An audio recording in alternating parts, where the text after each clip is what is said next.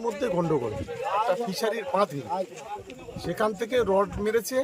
Rod মারার পরে তাকে হসপিটালে নিয়ে যেতে যেতে মারা গেছে। এটাই কি হচ্ছে ঘটনা। মানে কার সাথে কার গন্ডগোল? এটা ওই আবদারের সঙ্গে বোধহয় মাজেদের গন্ডগোল। আবদারের সঙ্গে মাজেদ বলে একটা ছেলে, মানে আবদার হচ্ছে কি মানে পিয়াদা আর মাজেদ লস্কর, এই দুজনের মধ্যেই মূলত গন্ডগোল। এদের একটা ফিশারি করে, সেই ফিশারির একটা বাঁধ সরু সীমানা নিয়ে দুজনের মধ্যে গন্ডগোল। এটা কি দীর্ঘদিনের গন্ডগোল ছিল?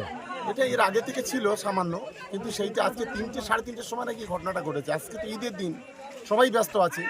এই আবদারের মাথায় কি রড দিয়ে মেরেছে? হ্যাঁ, আবদারের মাথায় রড দিয়ে মেরেছে। এই তারপরে এই আগুন ফাগুনগুলো কারা জ্বালালো? আগুন এখন কারা জ্বালানো তো বুঝতে পারছি না। এই পুলিশ ইনভেস্টিগেশন চলছে, দেখা যাক কি হয়। যাদের বাড়িতে আগুন লেগেছে এরাই কি মেরেছিল এই আবদার একে? না, ওদের রিলেটিভ হয় এরা। আচ্ছা, ওদের রিলেটিভ হয় এরা।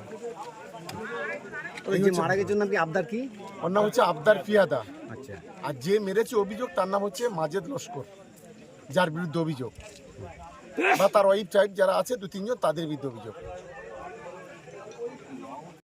আমি এসে অবধি তোমাদেরকে বুঝিয়ে বলছি। না না, কে মারা গেছে তার ব্যবস্থা হবে, কিন্তু যারা এই সমস্ত করেছে একদম পুরোপুরি আপনি রেড করে রাখবেন। এগুলো কিন্তু আমি কেস করব।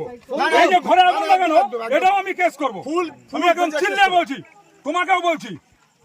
এসে তোমাদেরকে আমি বুঝিয়ে বলেছিলাম। না না, একদম আইন, যে মার্ডার করেছে তারা এইগুলো করলে তোমাদের সাজা হয়ে গেল তো, আইনগত ব্যবস্থা হয়ে গেল তো। আগুনটা নিভেছে।